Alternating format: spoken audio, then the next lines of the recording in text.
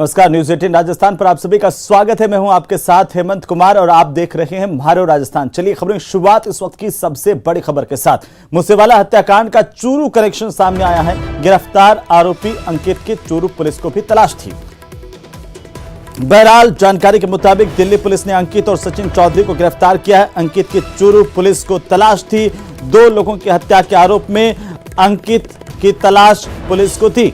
मूसेवाला हत्याकांड में आरोपी अंकित, दोनों आरोपियों को दिल्ली में कश्मीरी गेट बस डिपो के पास से गिरफ्तार किया गया। यह बड़ी खबर इस वक्त की। ज्यादा जानकारी के साथ दिल्ली से हमारे संवाददाता शंकर आनंद फोन लाइन पर। शंकर, क्या कुछ जानकारी मूसेवाला हत्याकांड को लेकर इस वक्त आपके पास?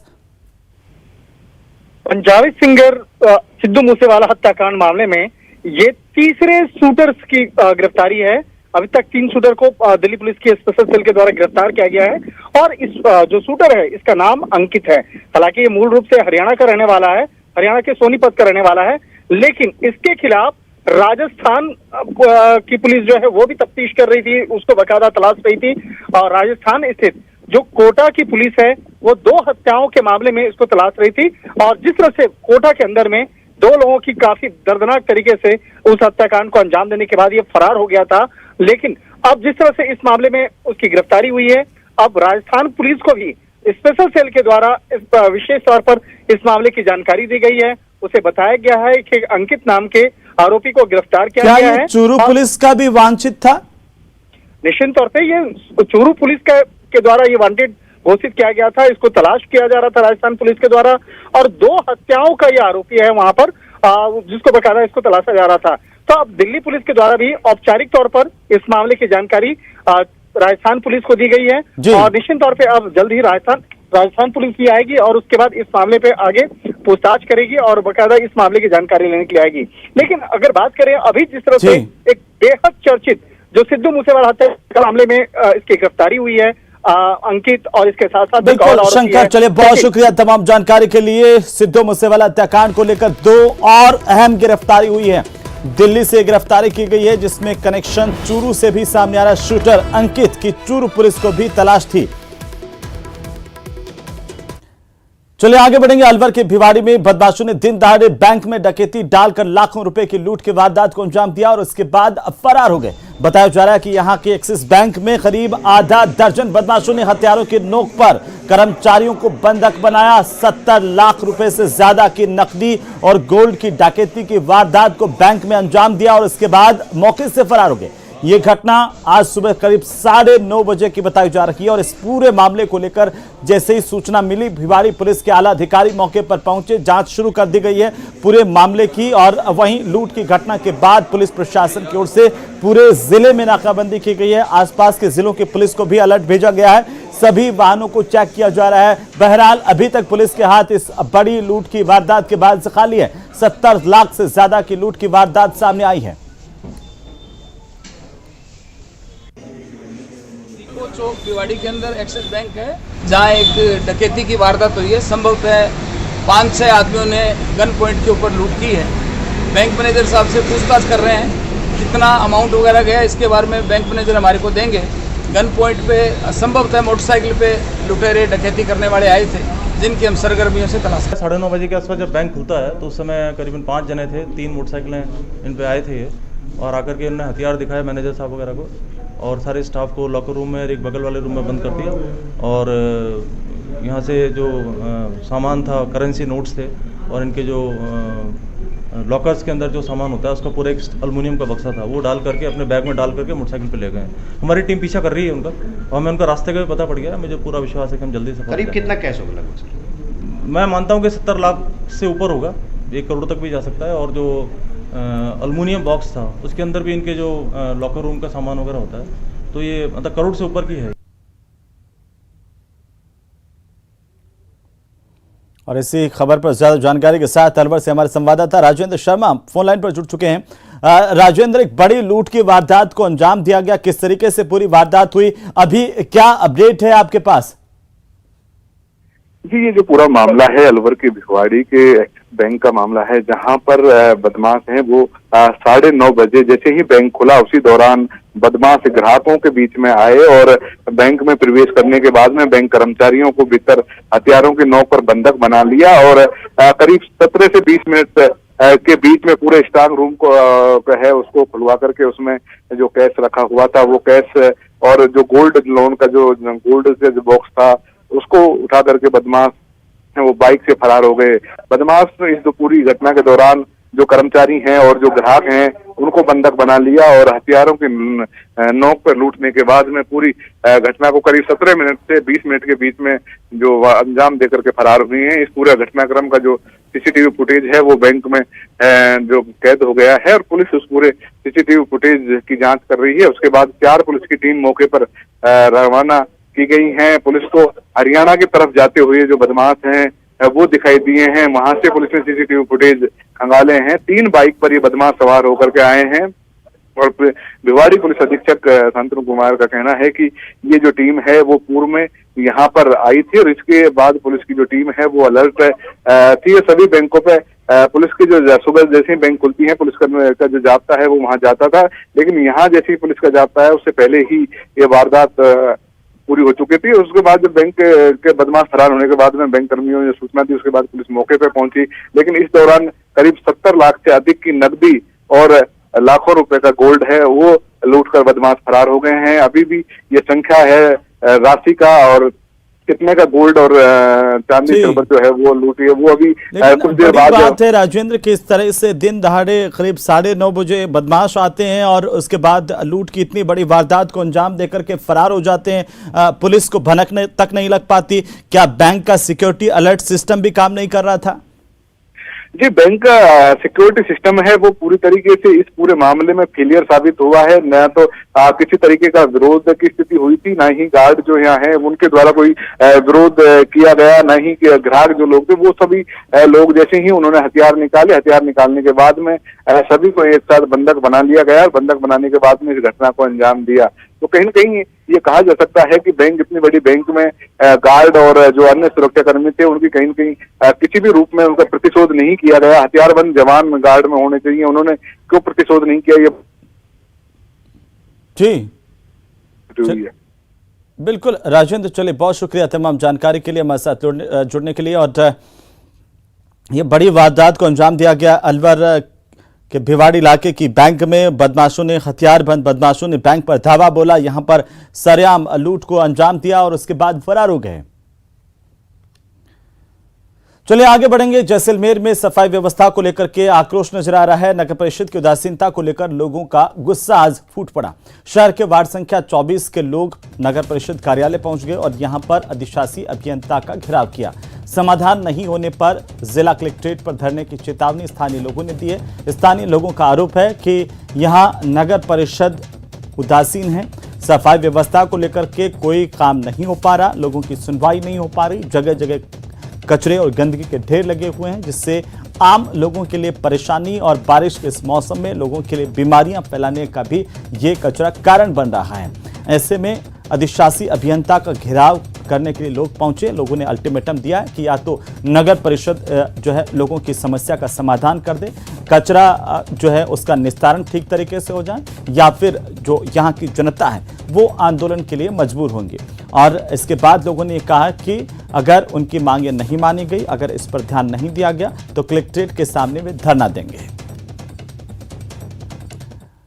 और अब बात करते हैं उदयपुर की, जहां पर उदयपुर अब शांति की ओर चल रहा है। उदयपुर में इंटरनेट सेवाओं की बहाली हो गई है और 28 जून से यहां पर इंटरनेट बंद था।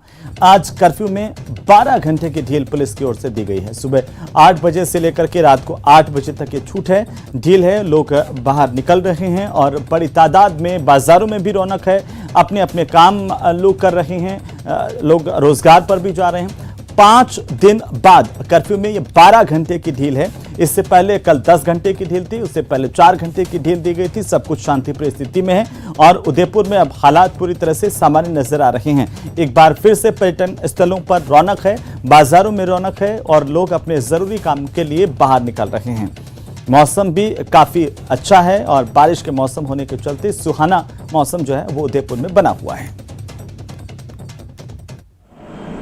जो पिछले कुछ दिनों में घटनाएं हुई हैं उनको सख्ताई से डील कर लिया गया है और जो भी आगे इस तरह की एक्टिविटीज़ को या इस तरह के लोगों को जो शांति व्यवस्था को प्रभावित करने वाले रहेंगे उनके ऊपर हमारी निगरानी जारी है और उनके खिलाफ सख्त से सख्त कार्रवाई की जाएगी।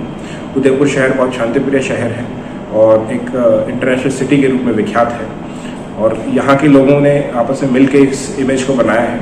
और मेरी लोगों से यही अपील है कि इस शांति और सौहार्द को बना के रखें, आपसी भाईचारे को बना के रखें। जो भी ऐसे लोग होंगे जो इसको अफेक्ट करना चाहते हैं उनके खिलाफ पुलिस सख्त से सख्त कार्रवाई करेगी, उनके खिलाफ बहुत ज़्यादा सख्त रहेंगे और उनको रेगुलर चेक करते रहेंगे। और आप सबसे हम पुनः अपील करते हैं कि जो आपने संयम दिखाया है, जो भाईचारा दिखाया है, जो सौहार्द दिखाया है, उसे बना के रखें और आगे बढ़ें। धन्यवाद। जय हिंद।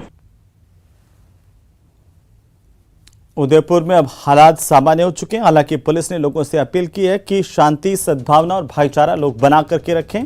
पुलिस की अपनी कोशिशें लगातार जारी रहेंगी। पुलिस अब इंटरनेट चालू होने के साथ ही उन लोगों पर जो है निगरानी रख रही है, कड़ी निगरानी रखी जा रही है जो लोग अफवाहें फैलाते हैं सोशल मीडिया प्लेटफॉर्म पर, चाहे वो व्हाट्सएप है या फिर फेसबुक है या बाकी के सोशल मीडिया प्लेटफॉर्म्स हैं, वहां पर पुलिस की कड़ी निगरानी है। और पुलिस कह रही है कि अगर किसी ने अफवाहें फैलाई, अगर किसी ने झूठी जानकारी साझा की, उसके खिलाफ तुरंत कार्रवाई होगी और कड़ी सजा उसको दिलाई जाएगी।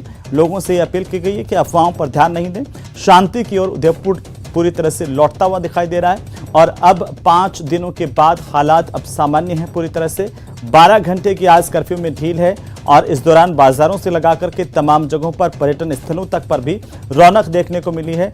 पर्यटक भी अब धीरे धीरे उदयपुर का वापस से रुख करेंगे। तो ये जो हालात बने पिछले 5 दिनों में, उसमें उदयपुर के लोगों को, उदयपुर को भारी नुकसान हुआ है, चाहे आर्थिक तौर पर माने या छवि के तौर पर। उदयपुर की जो छवि है वो हमेशा से आपसी सद्भाव की, भाईचारे की, सौहार्द की मानी जाती है।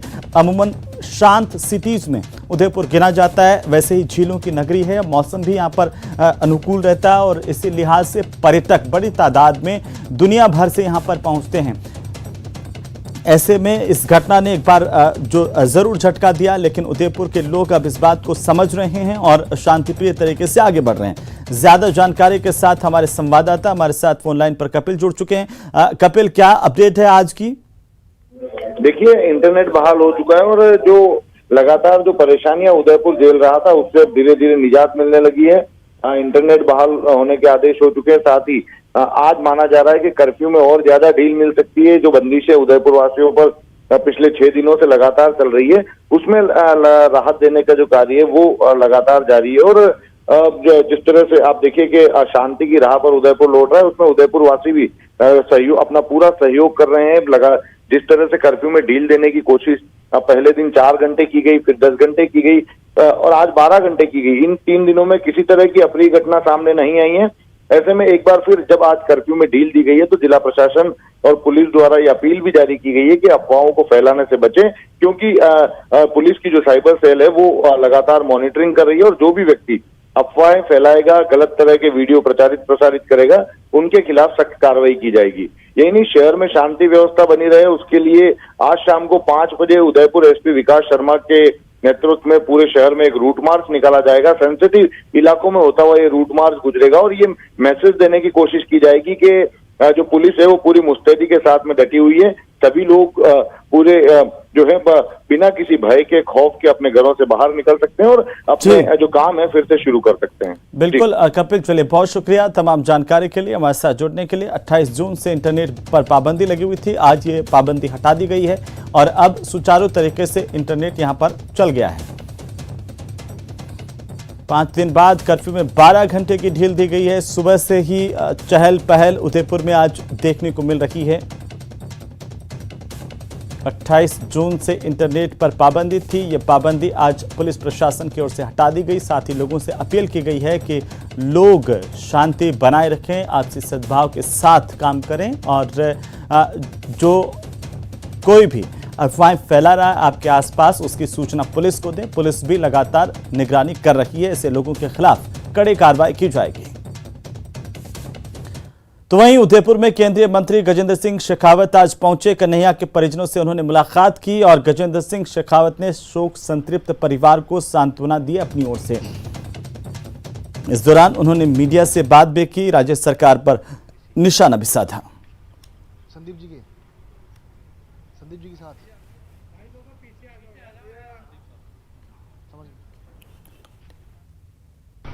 कन्हैयालाल जी की हत्या चाहे हत्यारों ने कारित की होगी, लेकिन राज्य सरकार और राजस्थान की पुलिस, उदयपुर की पुलिस के अधिकारी भी निश्चित रूप से इस दोष से, इस पाप से मुक्त नहीं हो सकते। एनआईए ने इसकी जांच करना प्रारंभ किया है। टेक्निकली कल से एनआईए को कस्टडी मिला है। इन सब की इन हत्यारों के जो मानसिकता है, मोटरसाइकिल के नंबर से लेकर के उनकी पाकिस्तान यात्रा के जो सूत्र मिले हैं, ये स्पष्ट दिखाई देता है कि केवल एक व्यक्ति का ऐसी की प्रतिक्रिया स्वरूप किया गया घटना नहीं है। ये सोची समझी साजिश के तहत हुई है। तो वहीं उदयपुर हत्याकांड के एक आरोपी की नेता प्रतिपक्ष गुलाबचंद कटारिया के साथ एक तस्वीर वायरल हो रही है। इस पर कांग्रेस ने बीजेपी पर एक बार फिर से निशाना साधा है। कांग्रेस का आरोप है कि कन्हैयालाल हत्याकांड का आरोपी बीजेपी अल्पसंख्यक मोर्चे का सदस्य है। गुलाबचंद कटारिया के साथ उसका फोटो है और कांग्रेस नेता रघु शर्मा का यह आरोप है कि बीजेपी आग लगाने का काम करती है। वायरल फोटो पर खुद गुलाबचंद कटारिया का यह कहना है कि ये फोटो फैब्रिकेटेड है, तकनीकी छेड़छाड़ कर ये फोटो बनाई गई। मैं आरोपी को नहीं जानता, किसी कार्यक्रम में किसी नेता के साथ कोई भी फोटो खिंचवा सकता है। उन्होंने कहा कि मैं एसपी से मांग करता हूं कि पूरे मामले की जांच हो और जो भी दोषी हो उसे सजा मिले। आग लगाने का काम पूरा का पूरा बीजेपी का है। पहले बयान दिया गया, वो बीजेपी की प्रवक्ता थी। अब ये जो आदमी जिसने कत्ल किया, ये बीजेपी के अल्पसंख्यक मोर्चे का पदाधिकारी है। हमारे नेता प्रतिपक्ष जो भारतीय जनता पार्टी के हैं, उनका ये इलेक्शन का मैनेजमेंट का काम देखता है खुद का। अब भारतीय जनता पार्टी चुनावी फायदे के लिए देश में इस तरह आग लगाने का काम बंद करे। और बार बार हम लोग कह रहे हैं कि इस नफरत की राजनीति से देश को कुछ हासिल होने वाला नहीं है। आप ये पोलराइजेशन की राजनीति अपने राजनीतिक हित में कर रहे हो और इससे देश का बड़ा नुकसान हो रहा है। लोगों में भय है, एक दूसरे के प्रति अविश्वास का वातावरण है और बैकड्रॉप में पर्दे के पीछे और पर्दे के सामने सिर्फ और सिर्फ बीजेपी है। वो आग लगाते हैं, हम आग बुझाते हैं। मैं सार्वजनिक जीवन में काम करता हूं 40 साल से। अल्पसंख्यक मोर्चा हमारा अधिकृत मोर्चा है। उस मोर्चे के कार्यक्रम में जाना मेरा धर्म बनता है। उस कार्यक्रम में अगर गया हूँगा और मेरे पास में कौन आके फ़ोटो खींचा, और जहाँ तक मैंने फ़ोटो देखा है, मैं तो बहुत परफेक्ट आदमी तो नहीं हूँ, पर ये फैब्रिकेटेड है। मेरे फोटो का अगर कोई एनालिसिस करेगा तो ऐसा लगेगा कि उसको मेरे पास ला कर के किसी ने एडजस्ट किया। ये कैसे करते हैं ये तो मैं नहीं जानता हूँ, पर मैं आज एसपी को इस बारे में ज़रूर भेजूँगा। इस बारे में भी तहक़ीक़ात करें कि वास्तव में फ़ोटो है या मेरे फ़ोटो के साथ ला कर के इस फ़ोटो को फैब्रिकेट किया है किसी ने। तो वहीं उदयपुर के हत्याकांड के विरोध में आज भी कई शहरों में बंद का आह्वान किया हुआ है। टीवी स्क्रीन पर इस बंद की अलग अलग 3 तस्वीरें आपकी टीवी स्क्रीन पर हैं। ये तस्वीरें इटावा, झालावाड़, कोटपुतली की हैं, जहां पर लोगों ने बंद रखा है, बाजार बंद रहे और लोगों में आक्रोश देखने को मिला। लोगों ने इस घटना को लेकर के तमाम लोगों से हालांकि शांति बनाए रखने की अपील की है। वहीं ये भी उन लोगों की मांग है कि जल्द से जल्द इस तरह के जो लोग हैं जिन्होंने इस घटना को कारित किया, उन्हें कड़ी से कड़ी सजा दी जानी चाहिए। तो वहीं बूंदी में भी कुछ हिंदवादी संगठनों की ओर से शांति मार्च निकाला गया और शांति मार्च निकाल करके इस घटना को लेकर के लोगों से शांति बनाए रखने की अपील की गई। साथ ही इस घटना पर विरोध भी जताया गया। जिला कलेक्टर को राष्ट्रपति के नाम ज्ञापन दिया गया है। आरोपियों को फांसी देने की मांग की गई है।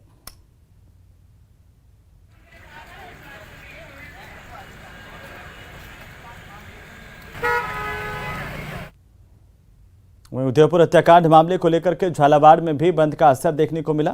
घटना के खिलाफ जिले के 2 कस्बे मनोहर थाना और भालता दोनों बंद रहे। इस बंद को विभिन्न धार्मिक, व्यापारिक और सामाजिक संगठनों की ओर से भी समर्थन दिया गया था। सुबह से ही व्यापारिक प्रतिष्ठान बंद रहे और किसी भी व्यापारी ने अपनी बाजार में दुकान नहीं खोली।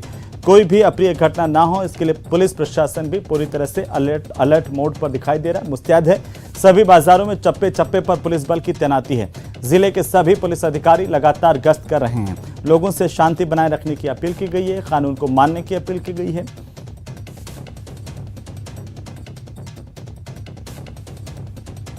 एक्चुअली ये उदयपुर के इंसिडेंट के बाद में पूरा सिस्टम हाई अलर्ट मोड पे है, कहीं भी कुछ ऐसा अप्रिय नहीं हो, इसलिए हर जिला हमारे पुलिस स्टेशन के लेवल पे भी शांति समिति की बैठक की जा रही है। लोगों से अपील की जा रही है कि इसको शांति बनाए रखें। किसी भी तरह की कोई ऐसी नेगेटिव रिएक्शन आते हैं तो कम से कम पहले हमसे संपर्क करें, अपने स्तर पर उसके समाधान का प्रयास करें। तो उदयपुर हत्याकांड को लेकर के इटावा कस्बे को भी बंद का आह्वान किया गया था और सर्व समाज की ओर से इटावा कस्बा बंद रखा गया। आरोपियों को जल्द से जल्द फांसी की सजा दिए जाने की मांग की गई। बंद को लेकर सुबह से पुलिस प्रशासन के अधिकारी सतर्क नजर आए और पुलिस के जवान जगह जगह पर तैनात किए गए। बंद को लेकर जायजा लिया हमारे संवाददाता ओम प्रकाश मारू ने। कन्हैयालाल की हत्या के मामले में कोटा में आक्रोश बढ़ता ही जा रहा है। आज कोटा के इटावा कस्बे को बंद रखा गया है। हिंदू संगठनों ने आज बंद का आह्वान किया है। सुबह से ही व्यापार संगठनों ने भी बंद का समर्थन करते हुए अपनी तमाम जो दुकान और प्रतिष्ठान है वो बंद रखा गया है। पुलिस का अतिरिक्त जाब्ता इटावा कस्बे में तैनात किया गया है और जो स्थानीय लोग हैं उनमें आक्रोश व्याप्त होने के साथ उनकी मांग है कि जो उदयपुर में कन्हैयालाल की निर्ममता से हत्या की गई है उन आरोपियों को फांसी की सजा दी जाए। वहीं महाराष्ट्र के अमरावती में भी इस तरह के एक मर्डर मामले में स्थानीय लोगों में आक्रोश व्याप्त है और जा सकता है कि इटावा कस्बे को आज विभिन्न सामाजिक संगठनों ने बंद का समर्थन किया है और सुबह से ही बाजार को बंद रखकर अपना आक्रोश जता रहे हैं। कोटा से न्यूज़ 18 राजस्थान के लिए ओम प्रकाश मारू। वहीं उदयपुर हत्याकांड को लेकर प्रदेश के सरहदी जिले श्रीगंगानगर में भी आक्रोश देखने को मिला। कन्हैयालाल की हत्या के बाद से ही श्रीगंगानगर जिला मुख्यालय के साथ ही विभिन्न कस्बों और शहरों में व्यापारिक प्रतिष्ठानों के साथ साथ हिंदू संगठनों की ओर से बाजार बंद करके अपना विरोध प्रदर्शन किया गया। स्थानीय प्रशासन को ज्ञापन दिया गया। हत्याकांड में शामिल दोषियों को जल्द फांसी देने की मांग की गई है। हत्याकांड को लेकर श्रीगंगानगर में लोगों में आक्रोश देखने को मिला। बदले हुए माहौल पर गंगानगर वासियों से बात की हमारे संवाददाता अशोक शर्मा ने। उदयपुर के टेलर कन्हैयालाल की हत्याकांड के बाद न केवल प्रदेश की राजधानी जयपुर या उदयपुर संभाग में बल्कि पूरे प्रदेश में ही खासतौर से बात करें सरहदी जिले श्रीगंगानगर की तो श्रीगंगानगर में भी अच्छा खासा आक्रोश आम लोगों में देखा जा रहा है उदयपुर के कन्हैयालाल हत्याकांड को लेकर। श्रीगंगानगर की बात करें तो हत्याकांड के दूसरे दिन से ही लगातार जिला मुख्यालय के साथ साथ विभिन्न मंडियों में कस्बों में बाजार बंद का आह्वान किया गया और स्थानीय लोगों के साथ साथ व्यापारिक संगठनों ने और सर्व हिंदू समाज ने स्थानीय प्रशासन को ज्ञापन सौंपकर सरकार से हत्याकांड में शामिल लोगों को फांसी की मांग की है। हमारे साथ श्रीगंगानगर जिले के कुछ लोग मौजूद हैं। हम इन्हीं से बात करते हैं कि उदयपुर हत्याकांड को लेकर आप लोगों की क्या राय है। और सभी व्यापारियों की एक साथ यही मांग थी कि उसको जल्द से जल्द इन दोनों आतंकियों को जल्द से जल्द फांसी की सजा दी जाए और कानून में यदि संशोधन करना पड़े केंद्र सरकार राज्य सरकार को, हालांकि राज्य सरकार से हमें कोई उम्मीद नहीं है, पर जल्द से जल्द कानून बदला जाए ताकि ये जो इस्लामिक आतंकवाद है इसको बंद किया जा सके। संगठित है, एक साथ जुटे, एक साथ हैं। हमने अभी भी इस घटना के प्रति पूरे शहर में धरना प्रदर्शन किया। सर्व समाज ने एक साथ एक स्थान पर आकर के कलेक्ट्रेट में हमने ज्ञापन दिया और ये दर्शाने का प्रयास किया है हम इससे भयभीत नहीं होंगे बल्कि हम इसका मुकाबला करेंगे। आमजन डरा हुआ है। कभी वो है अब कोई मुस्लिम ग्राहक दुकान पे आता है तो उसकी वजह शंका पैदा होती है। वो अपने कारीगरों से अपने कर्मचारी से पूछता है अरे तुमने कोई पोस्ट तो नहीं डाली। आज जो माहौल बड़ा दहशत का बन गया है या इस्लामिक आतंकवाद जो है इतना प्रभावी हो रहा है पूरे देश के अंदर, इसको तुरंत रोका जाना चाहिए। जनी हत्याकांड की रात को ही मुस्लिम धर्मावलंबियों के द्वारा न केवल श्रीगंगानगर में बल्कि प्रदेश भर में धार्मिक सौहार्द और भाईचारा बनाने की अपील की गई थी। लेकिन इस बीच जिस तरह से न्यूज़ 18 ने श्रीगंगानगर के लोगों से बात की है उससे यह तय होता है कि श्रीगंगानगर सहित प्रदेश भर के लोगों में कन्हैयालाल की हत्याकांड से काफ़ी आक्रोश है और जल्द से जल्द लोग चाहते हैं कि केंद्र सरकार या जो नेशनल इन्वेस्टिगेशन एजेंसी है वो फटाफट अपनी इन्वेस्टिगेशन की कार्रवाई पूरी करे और एनआईए कोर्ट के द्वारा जल्द से जल्द इनको फांसी के तख्ते पर लटकाया जाए। अशोक शर्मा, न्यूज़ 18 श्रीगंगानगर। उदयपुर के कन्हैया हत्याकांड के बाद राजसमंद जिले में भीम कस्बे में भी विरोध देखा जा रहा है और यहां पर मार्च निकाला गया। उपद्रव के बाद छठे दिन भी कस्बे के बाजार जो है अब वो आज खुलेंगे और कल देर शाम को पुलिस प्रशासन और व्यापारिक संगठनों के पदाधिकारियों के बीच समझौता हुआ। बाजार खोलने को लेकर व्यापारियों ने अपनी कुछ मांगे प्रशासन के अधिकारियों के सामने रखी, जिससे प्रशासन ने मान लिया। पुलिस प्रशासन की ओर से निर्दोष लोगों पर कार्रवाई नहीं करने का आश्वासन दिया गया और निष्पक्ष जांच की बात कही है। इसके बाद व्यापारियों ने बाजार खोलने पर अपनी सहमति जता दी। व्यापारिक संगठन और भीम कस्बे के लोगों ने पुलिसकर्मियों का सम्मान किया है।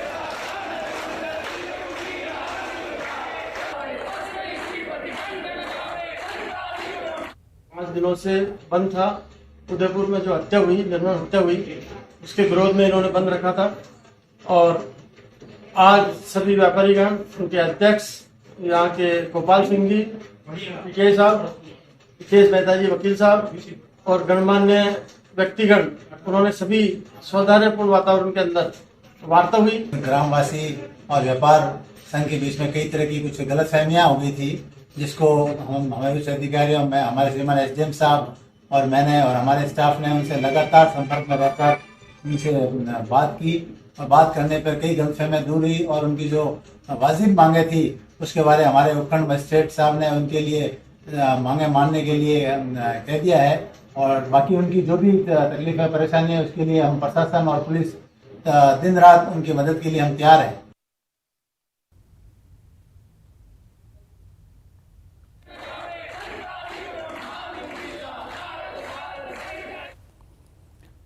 तो उदयपुर हत्याकांड के विरोध में कोटपूतली जिले का पावटा कस्बा पूरी तरह से बंद रहा। सुबह से ही लोगों ने अपने प्रतिष्ठानों को बंद रखा और कस्बे में इसकी वजह से सन्नाटा देखने को मिला। व्यापारिक प्रतिष्ठान नहीं खुले और व्यापारियों ने भी इस बंद को अपना समर्थन दिया। बंद के दौरान लोगों ने एक मार्च निकाला, दोषियों को फांसी की सजा देने की मांग की।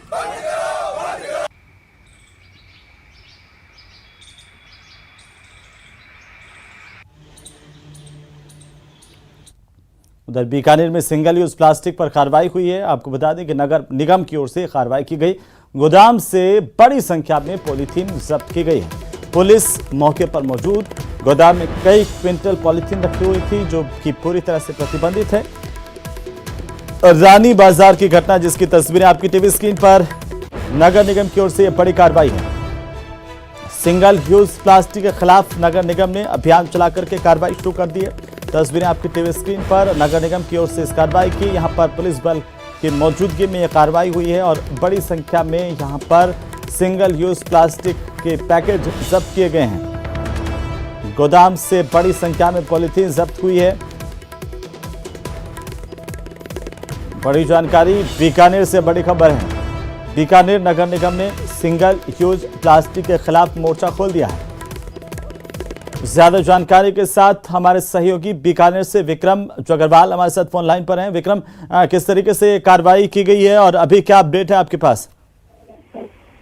जी, निश्चित रूप से जो ये सिंगल यूज पॉलीथीन को सरकार ने जो बैन किया है उसके बाद नगर निगम की टीमें जो है वो लगातार इस तरह की कार्रवाई की है और आज ये बहुत बड़ी कार्रवाई नगर निगम की ओर से की गई है। जो ये रानी बाजार क्षेत्र है वहाँ गुरुद्वारे के पास में महेंद्र कुमार गुप्ता का मकान है, जिसमें एक मकान के नीचे ही बड़ा गोदाम बना रखा था और उसमें भारी मात्रा में जो है वो सिंगल यूज प्लास्टिक होने की सूचना नगर निगम के अधिकारियों को मिली थी और इस पर नगर निगम की टीम ने पहुंच उन सब थैलियों को जब्त किया है। अभी मौके पर जो है पॉलीथीन को तोलने का काम किया जा रहा है, क्योंकि बड़ी संख्या में पॉलीथीन होने की वजह से अभी तक ये क्लियर नहीं हो पाया है कि टोटल जो पॉलीथीन है वो कितनी संख्या में है।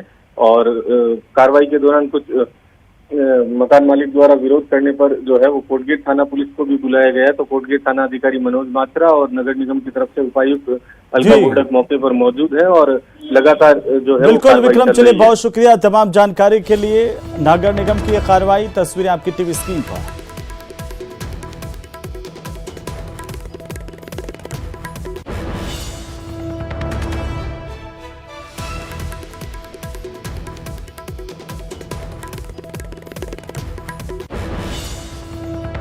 बीकानेर से बड़ी खबर है। निगम ने कार्रवाई की है। गोदाम से बड़ी संख्या में पॉलीथीन जब्त की है। हमारे सहयोगी विक्रम जगरवाल बता रहे थे कि बड़ी कार्रवाई ये मानी जा सकती है निगम की। जैसे ही निगम की टीम को जानकारी मिली थी उसके बाद छापा डाला गया और गोदाम मालिक की ओर से जब आनाकानी की गई पुलिस को मौके पर बुलाया गया। पुलिस की मौजूदगी में यहाँ पर ये पॉलीथीन सीज की गई है। बड़ी मात्रा में पॉलीथीन यहां से जब्त हुई है और अब पुलिसिया कार्रवाई भी इस मकान मालिक के खिलाफ की जाएगी। बहरहाल आपको बता दें कि सिंगल यूज प्लास्टिक पर्यावरण के तौर पर हानिकारक है और इसके बाद इसे प्रतिबंधित किया गया। प्रतिबंधित होने के बावजूद यहां से बड़ी मात्रा में शहर में सिंगल यूज पॉलीथीन सप्लाई हो रही थी और यहां स्टॉक की हुई थी। जैसे ही निगम को इस बात की जानकारी मिली, निगम की टीम ने यहां पर छापा डाला है। मौके से भारी मात्रा में सिंगल यूज पॉलीथीन जब्त की गई है।